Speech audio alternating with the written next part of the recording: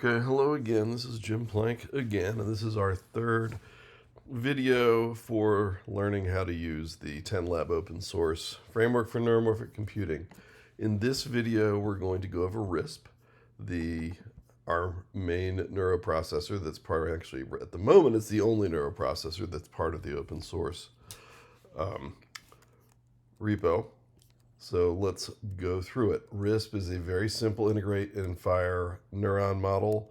It is parameterizable to do some things, but it's by and large simple, which is one of its features. The simulator's fast.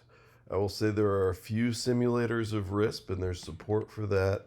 In this repo, we have a simulator written in C++ that you can access with the processor tool, or if you want to use C++, you can. We also have support for loading RISP networks. So basically taking a RISP network and then turning it into a bit stream for an FPGA that implements both the RISP neuroprocessor running on that network, and that is that URL. So that is open source. We also have a version of RISP that compiles onto a Raspberry Pi Pico microcontroller. That's a closed repository, so if you want access to that, you need to let us know, and we'll see if we can give you a pointer to it. Okay, I want to talk a little bit about our default RISP parameter settings. There are really three main classes of RISP, and if you look in the params directory, so I'm in the, I should get to my proper directory.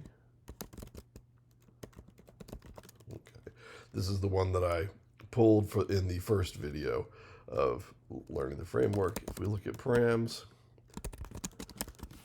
right, these are some of the default parameter files that you can use. Now, the way you navigate the nomenclature is the RISP F is floating point. So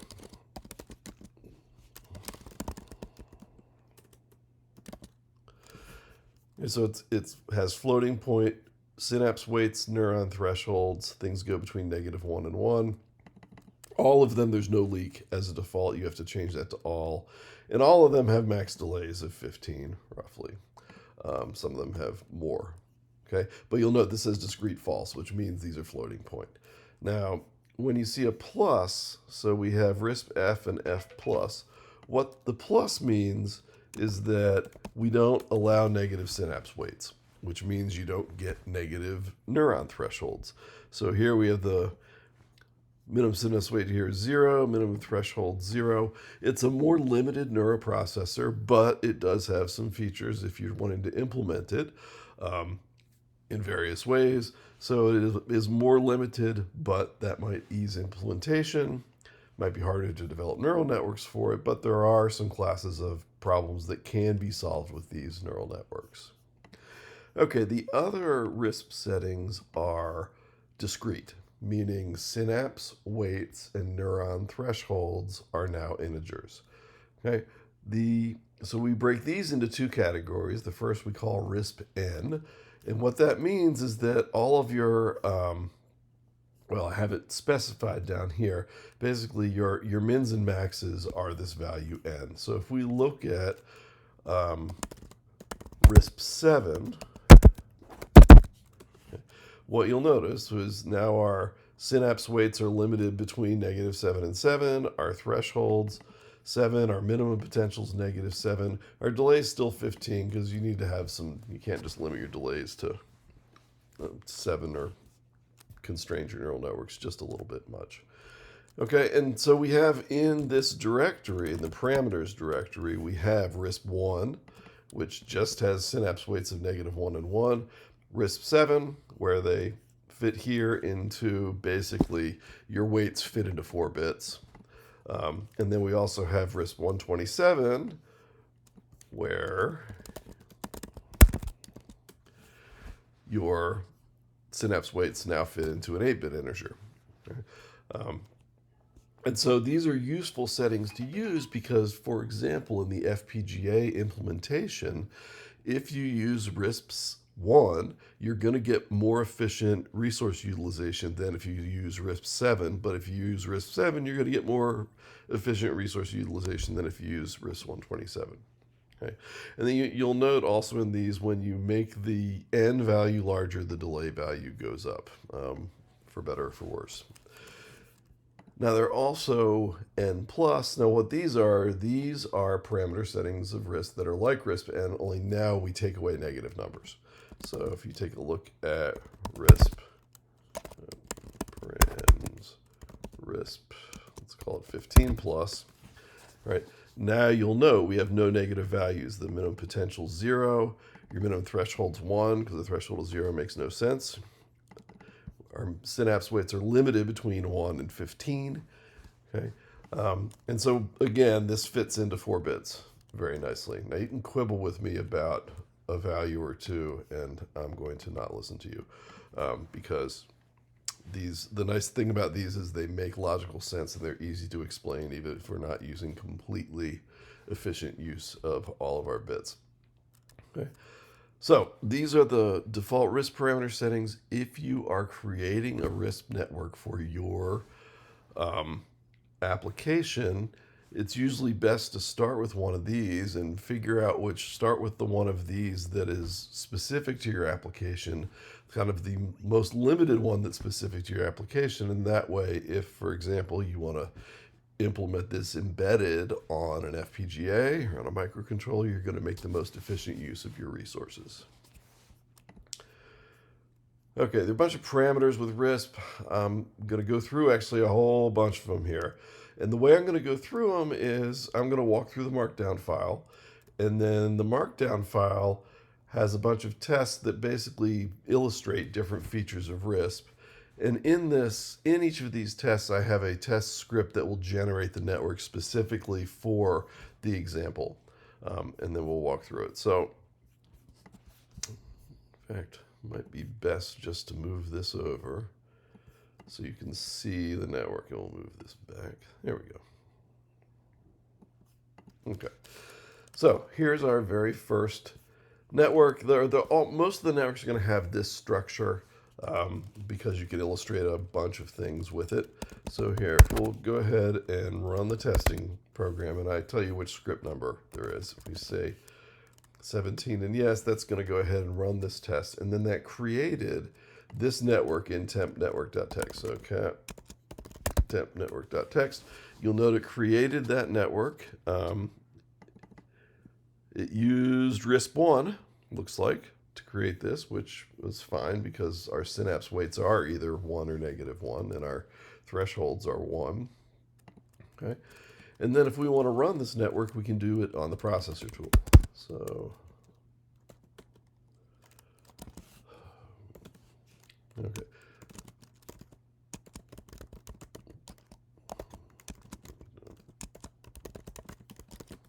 Okay. Now, you'll note, if we take a look, main is neuron 0, which might be a little confusing. On is neuron 1. Off is neuron 2. Okay, so let us suppose we just, and main, on, and off are input neurons. Out and bias are output neurons. So I can apply a spike to any of the input neurons, and then let's say I apply a spike to the main neuron, times 0, value of 1. And here, let's run it with 10 and take a look. Okay, so we take a look at what happens. If we give main a input value of 1, that's going to make it spike, okay, which it does. And then once it spikes, it's going to keep spiking because it has this self synapse. And then it's also, at each spike, going to send a spike out on each of its outgoing synapses. So there'll be a spike going to out at every time step, and then there'll be a spike going to bias at every time step, but bias has this self loop, so bias always keeps spiking. And the reason I do that is because that way there's always a neuron spiking and you can see everything in your spike raster command. But you'll notice how the output matches, right? I sent the input spike, so now it's spiking on all of them. Out and bias had to wait a time step to get their spike and start spiking, but now they're going. Okay. You can, is it GT? Yes, GT says get time. That'll tell you how many time steps you've done. And as I demonstrated in the other video, there are a whole bunch of ways you can look at how your neurons are going, right? For example, if I say, let's say NTT, right, that's going to tell me the exact firing times of all of the neurons. I could say NC, that would give me the counts. If I wanted it restricted to the outputs, I could just say OC, and that'll give me the counts of the outputs, OLF, last fire, OT, all of the times. These are useful things to know because often it's useful to write shell scripts to run the processor tool. And then these are the ways you can grab the outputs, either to solve your problem or to just make sure everything's running the way you want it to run. Okay, I can, let's say I spike the on neuron. So here, let's say I apply a spike to the on neuron, that's 1. Let's go with time 0 and 1, and let's say I apply a spike to the off neuron, which is 2. Let's do that at time 5. Okay, and let's run it for 10. And take a look at the spike raster. Okay, so what, I guess it was already spiking, so it didn't matter. So on spiked, right? Main was already spiking, so it didn't do anything. So here, when I spike the off neuron, that did send a weight of -1, which is going to cancel this synapse weight of 1, and that's when main stops spiking. And then you'll note output stops spiking 1 step later because it still had that synapse fire coming from main from the previous time step. And obviously the bias just keeps going. Okay. Now, in the next example, so you'll note each of these examples has a picture of the network, which is pretty handy. So what we'll do is we'll go ahead and create it with the shell script. And what we've done is we've created this network, which is the same as the previous network, only we have some delays on the on and the off neurons. So you can see those delays here. You'll note I had to use a different version of RISP to do this, or no, I didn't. My synapse delays don't matter. They're built in there, although I did end up using the floating point to create the, nope, I didn't. I still use RISP1. The max delay was 15, so we're all good. Okay, sorry for all the noise. Okay, let's run it. So ml temp network.txt. And basically what this is showing is that you can have synapse fires in flight. So let's start the main neuron spiking. So here we'll go 001 and let's run 10 GSR. Okay, same thing. Main neuron's going. Now let's say I want to turn it off. So I'll say apply a spike to neuron 2 at time 0. Okay. And now let us suppose I only run it for 2 time steps. So run 2 GSR. Right, you'll see the off neuron did fire, but it's going to take 5 time steps for that -1 synapse to get to main. So main's still firing. But you'll notice I've stopped the neuroprocessor in the processor tool. However, it basically just freezes its state. So now if I run for another 10, you'll notice that that synapse from off will arrive at the proper time. Okay. There it is. It turns the main off, which goes ahead and turns the output off as well. Okay, nothing too exciting, but I just wanted to show in there that if you have a synapse fire in flight after your run command stops, it's still in flight, and when you start it up again, that synapse will still fire. Okay, in the next example, we'll do test 3. Now our network is back to the original network. However, I've put an extra delay on the main neuron. Or, I'm sorry, on the self synapse from the main neuron has an extra delay, unit of delay coming from it. Okay, it's still using RISP1. Okay, so now when I run this, if I say AS001, ML. Okay, now I run it for 10. Now what you're going to notice is main's going to be spiking every other time step.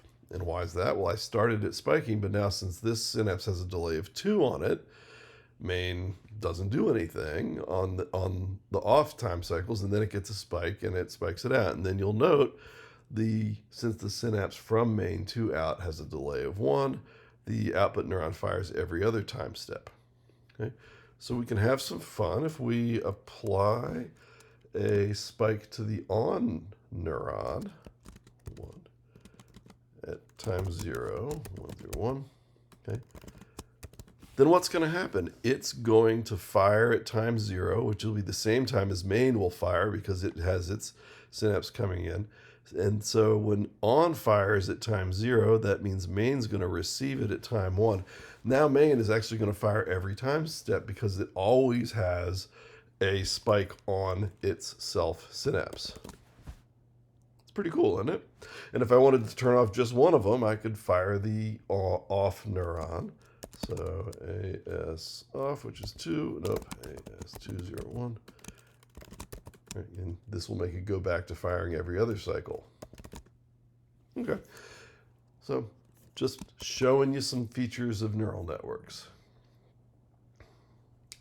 Okay, and the next one, I'm just going to set the weight of the synapse. And here what I'm going to do is I'm going to set the weight of the synapse from main to out to be 0.5. So now we're going to go to RISP-F because we're dealing with floating point.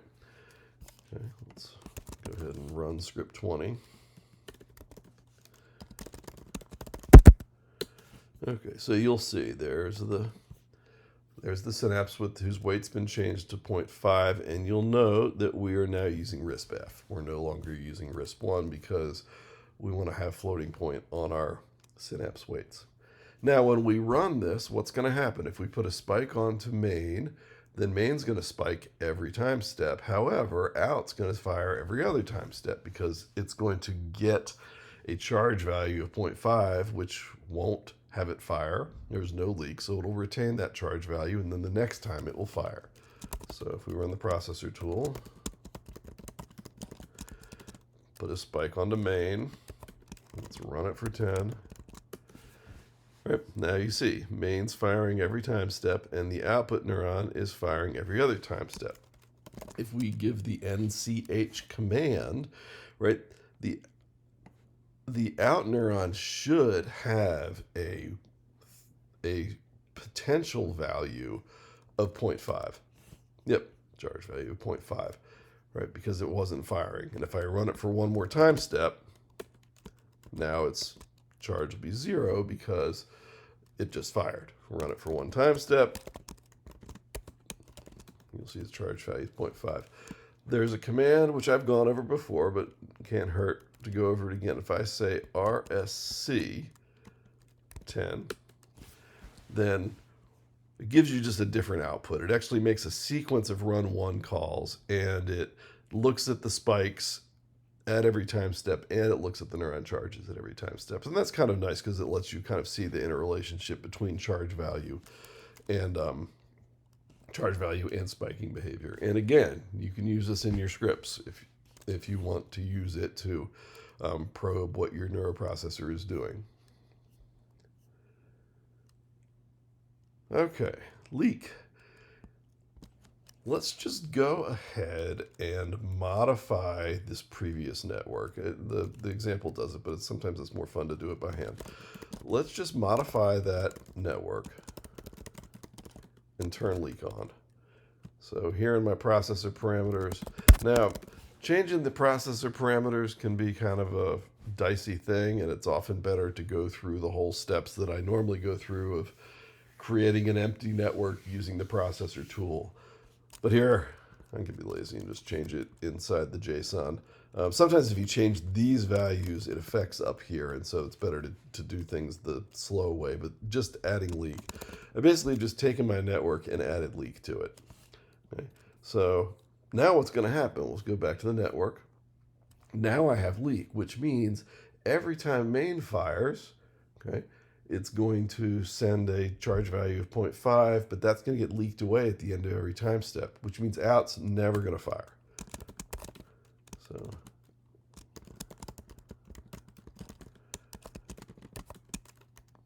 run 10 GSR, right? So out's getting that 0.5 every single time, but it's not firing. Now, you can also set your leak to configurable, and here's where you would not want to go ahead and just do that by editing the network file, because it's going to be a disaster. So let's instead just use the test script, create ourselves a network. Okay, so what's going on in this network now is leak is configurable, which means that neurons now, instead of having just one property, have two. They have leak and a threshold, and you'll note the first one is going to be 0, index 0, so that means these first parameters are the threshold, and the index of leak is 1, so this is the leak. Now, when leak is configurable, this value here is a Boolean, type 66. 0 means no leak, 1 means leak at every time step. So in this network here, every one of these neurons leaks at every time step, with the exception of the out neuron, because we've set its leak value to 0. So what that means is if we run this,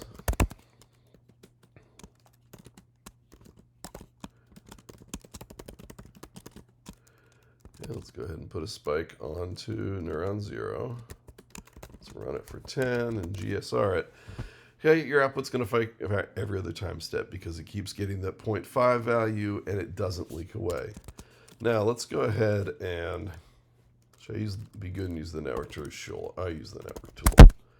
So let's go with network tool, fj temp network.text nodes. Let's go ahead and set this leak value here to 1. So we can say SNP, that's neuron 3, leak 1. There it confirms that it's been set. Store it. Let's run the processor tool. Put a spike onto neuron 0, run it for 10. Now what's going to happen? Well, the same thing has happened before. Since I set this so that leak is on, now that 0.5 is just going to leak away at the end of every time step, and the output neuron never fires. So, and if you do the RSC command, so here let's go with RSC10, right? You'll note that it shows you the charge after leak. So leak happens at the end of every time step. If there's a non-zero potential and you have leak, it's going to leak down to 0 at the end of every time step. Okay, moving on. These are moronic. I'm not even going to go through this in the walkthrough because it just doesn't make any sense. These are included because some neuroprocessors work this way. In particular, Raven's works in this way, where when you call run, it actually runs for an extra time step. I'm not going to go through the example because I don't think it really helps you understand anything. Similarly, some neuroprocessors, I will go through this example, although it looks like I need to fix that heading. I will. So threshold inclusive normally is false, or is true. That's right. Normally true. It's runtime inclusive is usually false. Threshold inclusive is usually true. What that means is that you will fire if you meet your threshold or exceed it. If we set threshold inclusive to be false, then you don't fire unless you exceed the threshold. So what we'll do with this test 8, which is script 24, okay, is we're creating this network here, but we're setting threshold inclusive to be false. There it is, false. So that when I run the processor tool on it,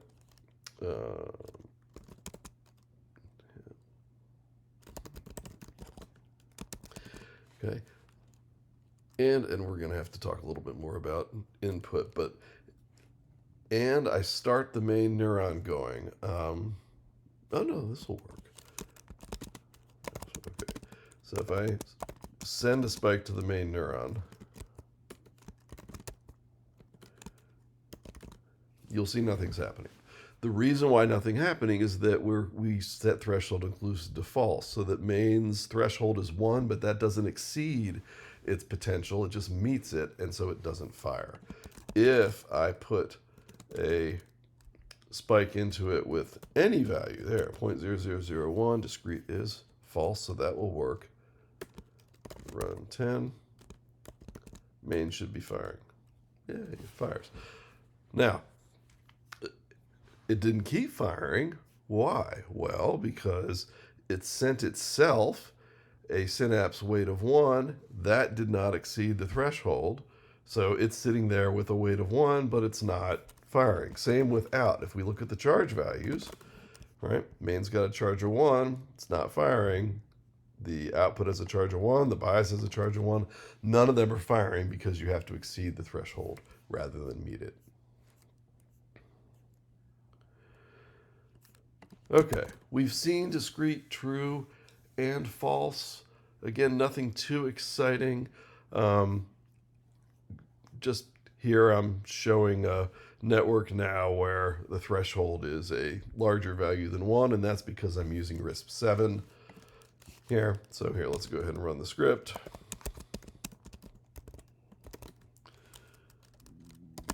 Cat temp network. Okay. So now you see this is RISP 7, right? We're allowed negative weights, negative potentials, but they're all 7. The delay is still 15. We always have a minimum delay of 15 in there, but discrete is true, which is nice. And so now what's going to happen? We're going to start the main neuron firing. We've set threshold inclusive back to true. So the main neuron will fire, and so that means out's going to fire every third time step. Oh, rather than, let's get back. Sorry. There we go. Okay. It will fire every third time step. So let's go ahead and run the processor tool on that. We'll start main going, 001. Up.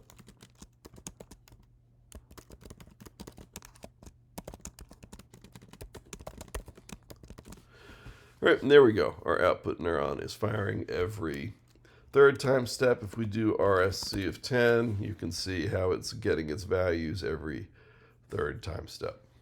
Okay, again, nothing too exciting.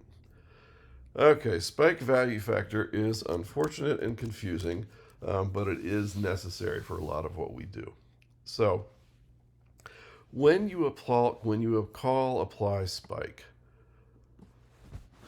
on your processor, it automatically normalizes the value of that spike between 0 and 1. Okay? Often this doesn't matter to you, but often it does. In particular, when you're using something like RISP 7, then what happens is the neuroprocessor uses this spike value factor so that our values between 0 and 1 actually scale between 0 and 7. So you multiply whatever your spike value, which is going to be floating point, by 7, take the floor of that, and that's what's going to get spiked into your neuroprocessor. Okay, so to illustrate this with script 26,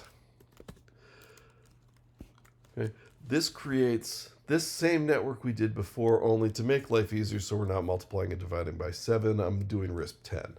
Okay, so you'll see that should be RISP 10. Yep, there it is, RISP 10. Okay, now what that means is that when I put a spike value of 1 in, that really spikes a value of 10 into that neuron. The reason is because my spike value is set to be 10. So in RISP N and in RISP N plus, the spike value is always going to equal the maximum synapse weight, which equals the maximum neuron threshold, which is nice. Okay, so when I run it, it's going to run just like it did before. Here, we'll do the RSC 10, since that gives us more information, and we can see how that threshold goes. Now, if I called this, let's turn it off. So here, let's go AS201, run 10. Okay, I've turned the main neuron off now. If I gave it a spike value of 0.1, okay, that's going to scale it by 10. Since its threshold's 1, it's still going to fire. So AS001, I'm sorry, AS000.1, okay, run 10, GSR, starts firing again because I scale by the spike value factor. Now, to illustrate further, here, let's turn it off again. So we'll turn it off. If I give it any value less than that, so AS000.09, not going to spike. And the reason it's not spiking is because it's got a value of 0 in there.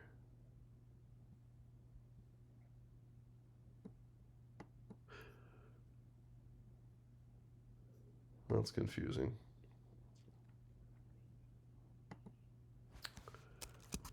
Hey, when in doubt, do it again.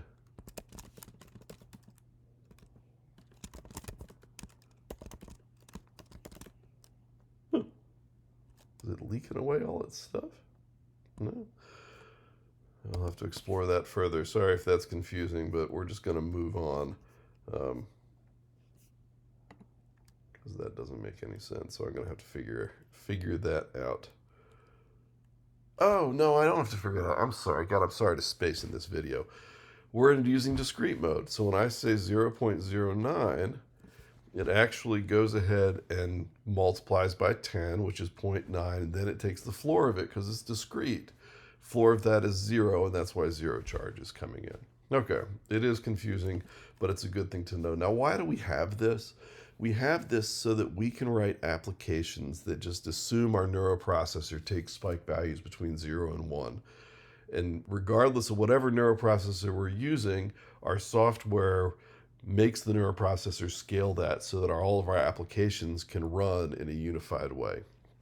Now, you can send spikes that are not normalized, and I'll show that a little later because it'll make more sense there. But if I say ASV, let's go ahead and load our network.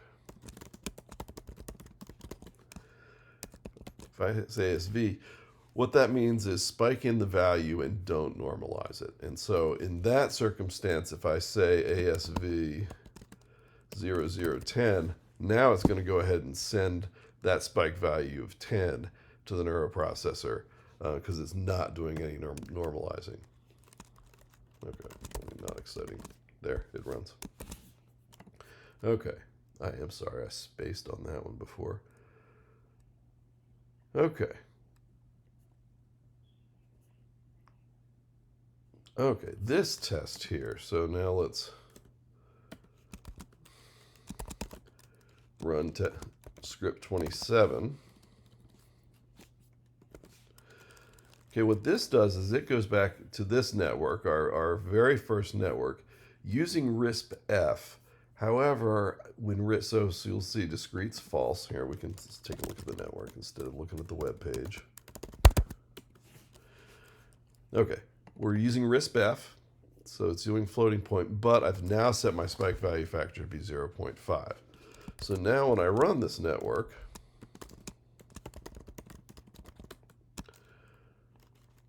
if I do 001 and I run it, now it's not going to fire because my normalized value of 1 went to a value of 0.5. So if I run this for 10, do a GSR, no spikes. NCH, that's because node 0 has a spike value of 0.5.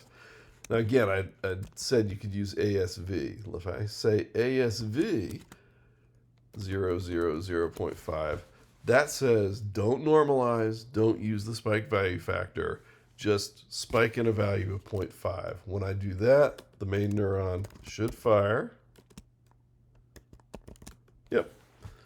Okay. So it's good things to know. Again, so ASV, and often with your embedded application, you'd rather do this anyway.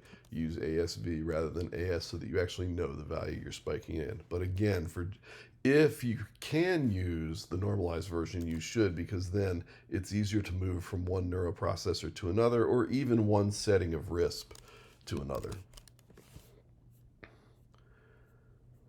Okay, min potential.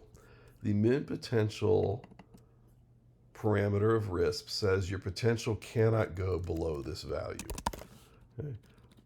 This is necessary when it's fun when you're writing a simulator. You don't really care about what the minimum potential is, but when you're dealing with an implementation on an FPGA or on a microcontroller or even on an ASIC, you really want to pin what that minimum value is, because if you don't, it's going to make simulation and your hardware implementation more difficult to match. So that's why RISP has this parameter of min potential. And what it means is that you can't go below that potential. A neuron can't go below that potential. So what we have here now is the network you see in this picture. Okay, there it is with the matching values, and we have the minimum potential set to -1. This is a RISP F, so floating point. And the reason I do this is because I just want to show you that, for example, if I cause neuron 1 to spike, so I cause neuron 1 to spike, and I run for 10. I'll do a GSR. You'll see neuron 1 spiked, but neuron 0, of course, doesn't, because I've just sent a potential of -0.6 in there. So if I look at the charge value, it says -0.6. Now, if I send in another spike from neuron 1, and then I go ahead and I run it, let's just run it for one time step. Okay, nothing's going to spike. Well, that neuron will spike. Now let's run it for another. Sorry, run it for 2. If I look at the charge value of the main neuron now, its value is not -1.2, but -1, because that is the minimum. Moreover, if I am, now let's say, here, let's reset that neuron. So let's go ahead and give a spike of, we'll make node 0 spike. So AS001, 10 GSR. Okay. Now you see neuron 0 or neuron 4, its charge value is now gone down to 0. What I'm going to do now is I'm going to have neurons 0, 1, and 2 all spike simultaneously. And the reason I do this is because I want to show you that it's deterministic. The order doesn't matter. What's going to happen is all 3 of these weight values, oh hell, we'll make all 4 of them come in. All 4 of these weight values will come in at the same time. It doesn't matter what order they come. They are going to be processed. The activation potential will go to whatever value you calculate. So in this example, actually, no, I'm not going to have synapse 0. I'm going to have 1, 2, and 3 come in at the same time. Doesn't matter what order they come in, the neuron potential is going to get pinned to -1. So, yeah, there's that. So, here, AS, let's go with 101, AS 101, 201, 301, run it. And what you're going to see is that neuron 4 is potential. It's going to be -1. It doesn't matter what order these came in. That's not really illustrating that very well. But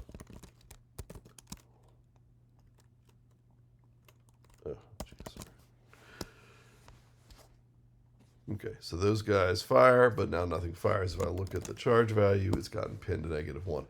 I guess what I was partially wanting to show is that it doesn't matter when these other ones come in. I'm not going to bother with it on this video. I think y'all get the point. Okay, I am not going to go through the rest of these scripts because things are getting pretty esoteric at this point in RISP. Let me just give you the highlights, is that you can add noise to the synapse fires with noisy standard deviation. You can say, I want to have a noise with a standard deviation of the specified value, and then when your synapse fires, there's going to be a random number whose standard deviation will be a normal, whose standard deviation is going to get added to how your synapse fires. And basically in this README, I show you how that works, and then I kind of show you how you can use the processor tool to verify that it's a normal, which is pretty cool. You can specify that your synapses have specific weight values, and then you can also specify whether or not you're going to limit your input values to being equal to these weights. And these are all to support different implementations, different hardware implementations that we've had to support using RISP. Again, I'm not going to go through it here. It's there in the README if you're interested. There's all of that. And then same thing is you can specify for each neuron or each synapse what the standard deviation of its noise is going to be. I think we're done. We're done. Okay. Thank you for sitting through this video, especially the parts that I bumbled. Sorry about that. If you have any questions, let me know. But at this point now, you should be ready to do some damage in terms of developing networks for RISP, running them, and even if you're brave, to try the FPGA implementation, which has all the support for these tools. Let me just give you one last plug. Haven't made a video for it yet. I will, but I don't see myself doing it anytime soon. We have another open source repo called dbscan. The dbscan repo is neuromorphic implementations of the dbscan clustering algorithm. Now that you know all of these tools, what this does is it has tools that creates networks that you can view with the network tool. In fact, it uses the network tool to create these networks, and then also processor tool commands so that you can run them and see what's going on. Big old README walks you through everything the way I've walked you through. So at some point I'll make a video, but that point won't be anytime soon. But stay tuned. All right. Thank you. I appreciate your time.